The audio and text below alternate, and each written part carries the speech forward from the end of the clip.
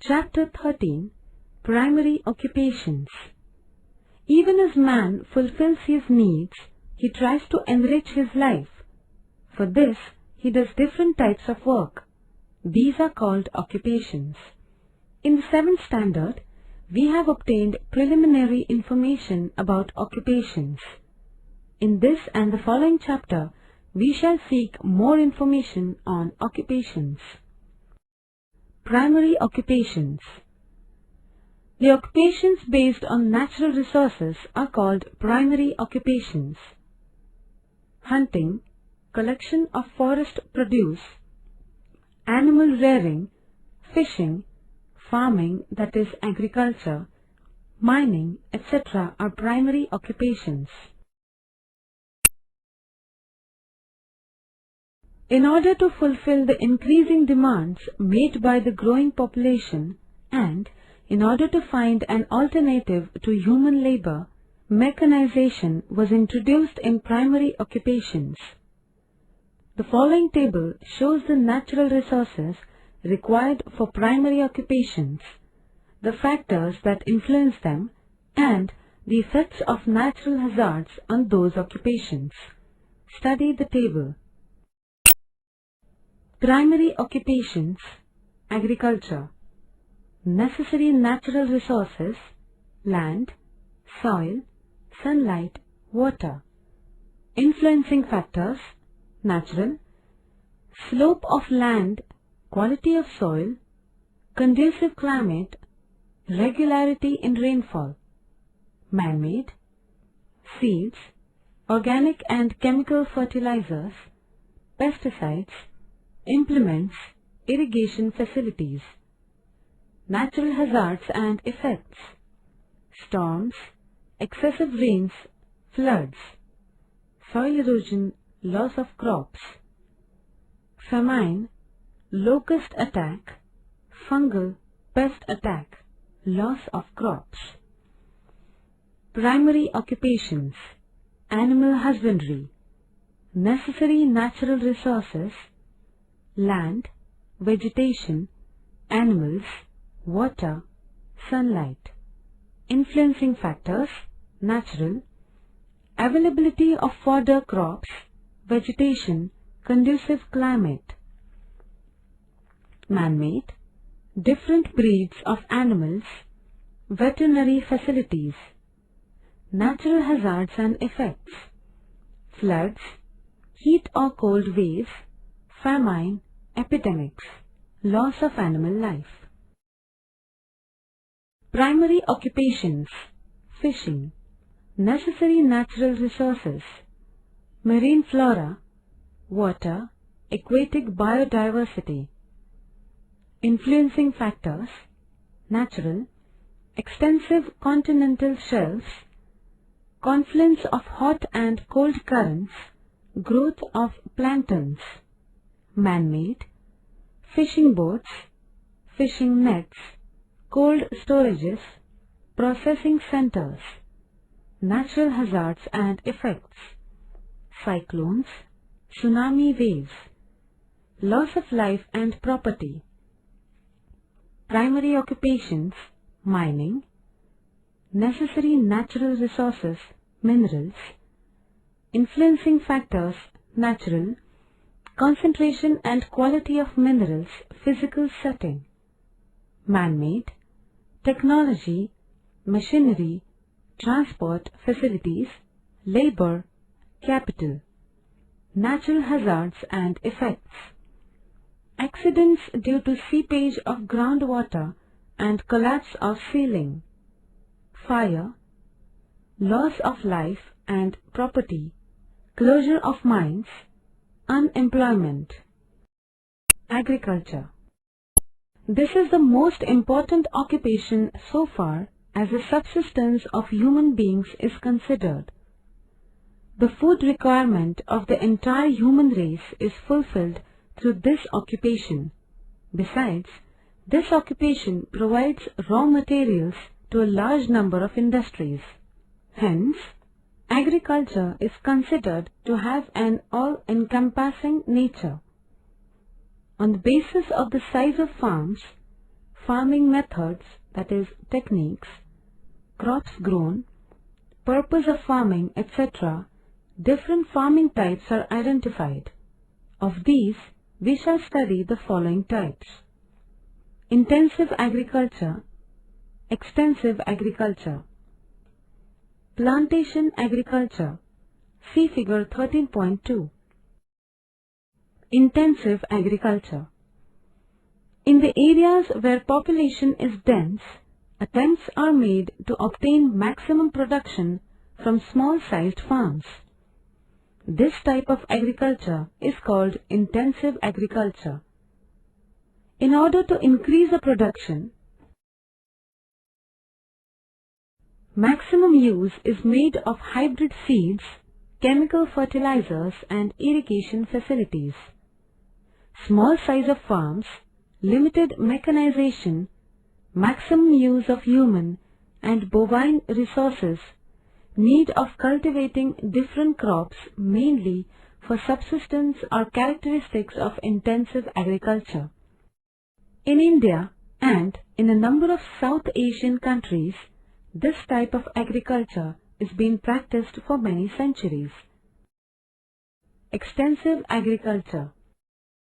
In areas of low density of population, where a single farm owner holds thousands of hectares of farmland, extensive agriculture is practiced.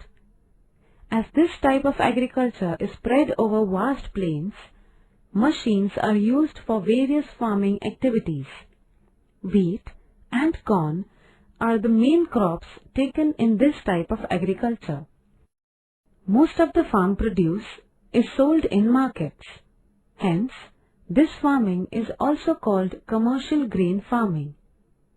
Use of modern technology, minimum use of human labor, large-scale capital investment, cultivation of a single crop over a vast area are the characteristics of this type of agriculture.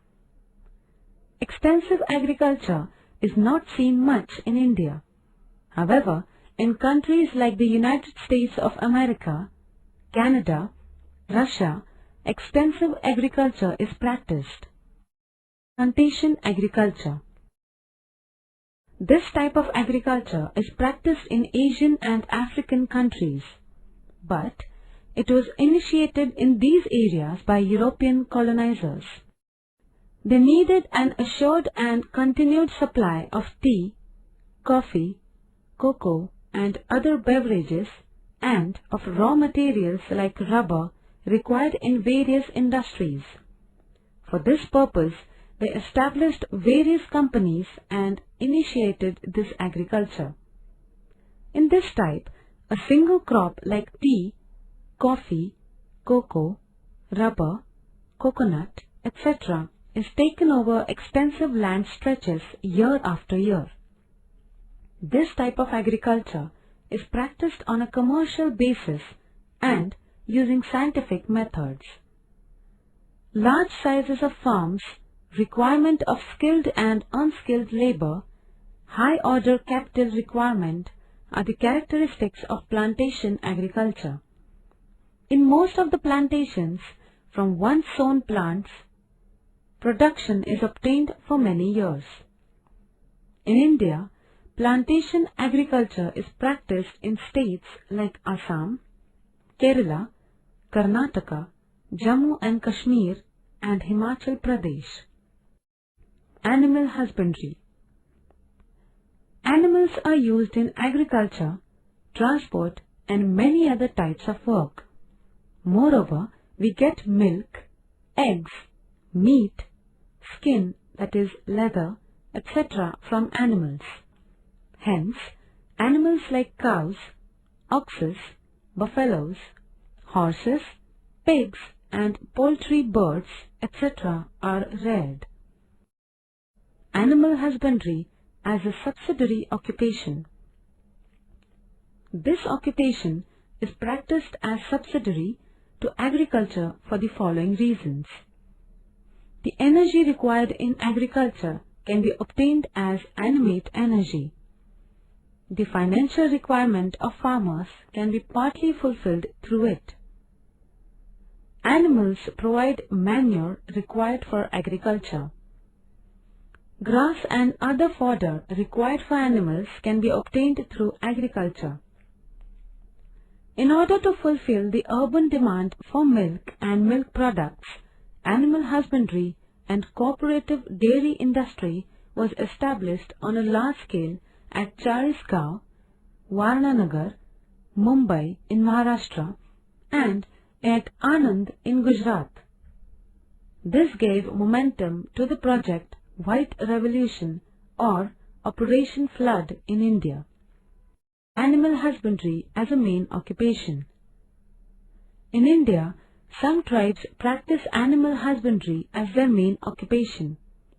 For example, Dhangars in Maharashtra, Todas in Karnataka, Bakkarwals in Jammu and Kashmir, and Gopals in Saurashtra.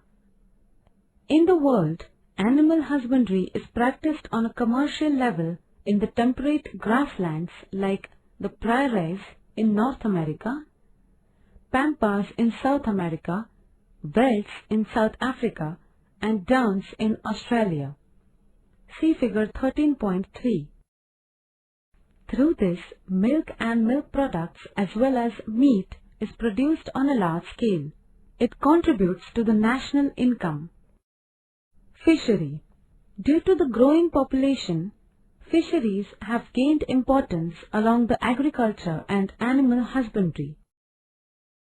Fish provide food, oil, fertilizers, medicines, etc. to man. Science and technology has greatly contributed to the progress of fisheries. Due to mechanized trawlers and nylon nets, fish catch has increased. Identification of fishing areas through satellites, efficient transport facilities, cold storages, timely warnings of danger, processing of fish products, etc. have all contributed to the development of fisheries to a great extent. Generally, two types of fishery are identified, such as freshwater fishery and marine fishery. Marine fishery is carried on in coastal areas and in open sea. It is done on commercial basis for local markets as well as for export. Fish is caught on a large scale. In marine fishery, Maharashtra is a leading state in India. Freshwater fishery is carried on in rivers, lakes, reservoirs, etc. West Bengal is a leading state in this type of fishery. However, this type of fishing is practiced on a local scale. Recently, fish is being cultivated using fish seed. It is called fish farming. Mining. This occupation depends on mineral wealth. Different metallic and non-metallic minerals exist in the Earth's crust. However, they are not uniformly distributed.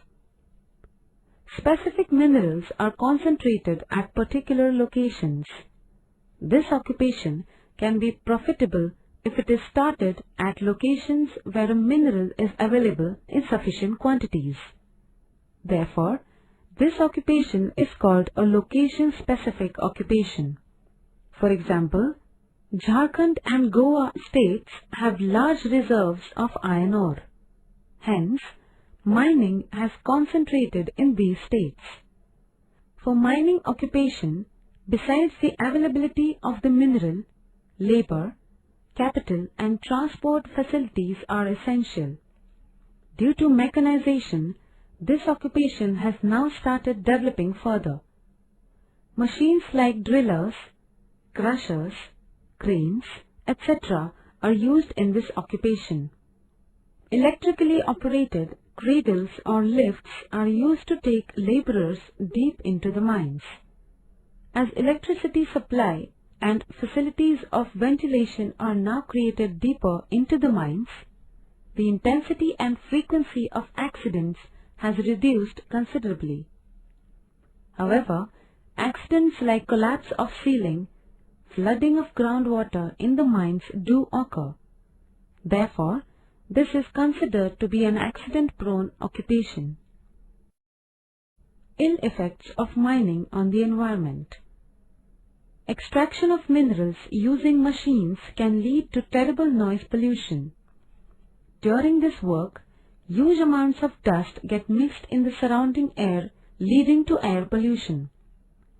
Once the mineral store is exhausted, the mining areas become totally deserted and such regions cannot be reused. For example, gold mines at Kolar in Karnataka.